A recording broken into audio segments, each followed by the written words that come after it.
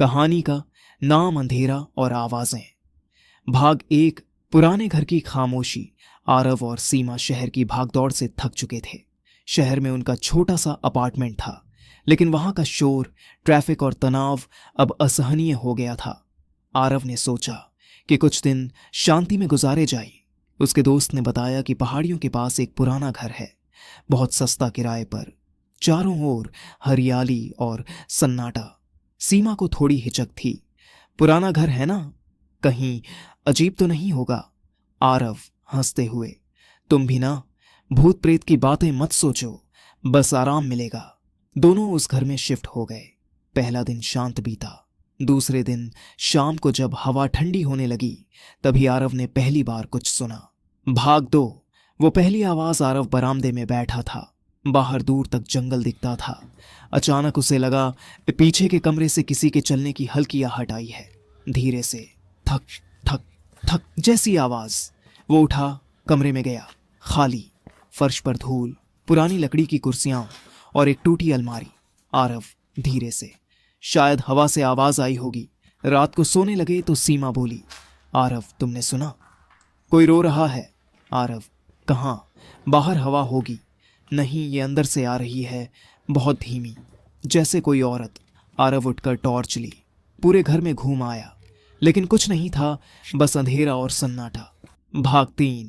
दीवार के पीछे से आने वाली फुसफुसाहटें। तीसरे दिन सीमा ने कहा कि उसे दीवार के पीछे से किसी के बोलने की आवाजें आती हैं। आरव ने हंसते हुए कहा, तुम्हें वहम हो रहा है, पर रात को वही हुआ। बिल्कुल 3 बजे रात दीवार से फुसफुसाहटें सुनाई देने लगीं। यह घर हमारा है, उन्हें मत रहने दो, खिड़की बंद कर दो। आरव बिस्तर से उछल पड़ा, दीवार के पास गया, कान लगाया। आवाजें अब धीरे धीरे कम हो गईं। उसने सोचा शायद पड़ोसी होंगे, पर जब सुबह बाहर जाकर देखा, घर के चारों तरफ सिर्फ जंगल था, कोई पड़ोसी नहीं। भाग 4। पुरानी डायरी। आरव को घर के अटारी में एक पुरानी लकड़ी की पेटी मिली। अंदर कपड़े, कुछ पुराने फोटो और एक डायरी थी।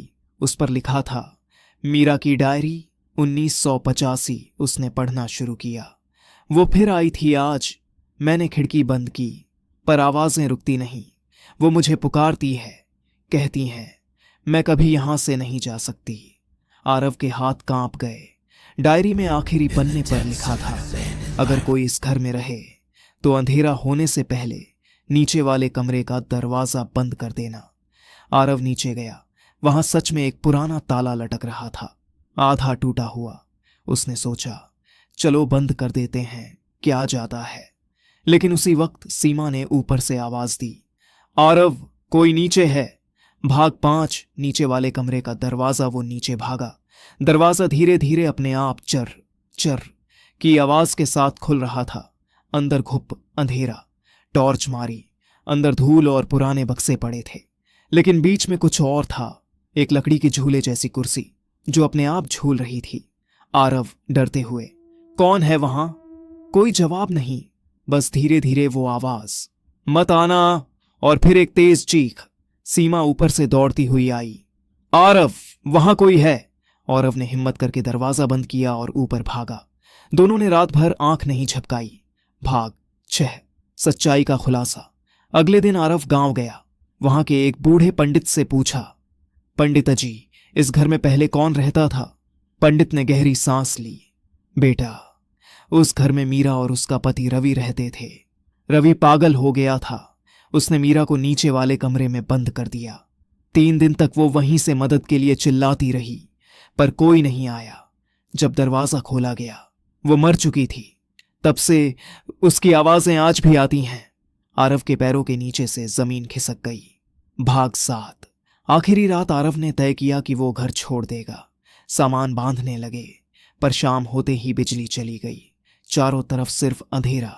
दीवार से फिर वही आवाज, तुम भी चले जाओ, वो लौट आया है। सीमा ने डरकर आरव का हाथ पकड़ा। वो लौट आया है कौन? अचानक नीचे वाले कमरे का दरवाजा अपने आप धमाके से खुल गया। टॉर्च की रोशनी में दिखा एक परछाई, काले कपड़े में लिपटा, चेहरा धुंधला और आंखें लाल। वो धीरे धीरे सीढ़ियों पर चढ़ने लगी। हर कदम पर लकड़ी चरमराती जा रही थी। आरव ने दरवाजा बंद किया, पर वो परछाई दरवाजे से आर पार हो गई। आवाज गूंजी, मीरा, मेरा घर छोड़ो। सीमा बेहोश होकर गिर पड़ी। आरव ने उसे उठाया, दरवाजा खोला और दोनों बाहर भागे। भाग 8। सुबह का सूरज जब सूरज उगा, गांव वाले उस घर पहुंचे। दरवाजा खुला था। अंदर बस एक पुरानी झूले की कुर्सी हिल रही थी और दीवार पर लिखा था, अंधेरा और आवाजें फिर लौटेंगी। आरव और सीमा फिर कभी उस गांव नहीं लौटे। लेकिन कहते हैं, रात के सन्नाटे में जब हवा चलती है तो उस घर से अब भी वो आवाजें आती हैं। खिड़की बंद कर दो, वो फिर आया है, अंधेरा मत आने दो। समाप्त।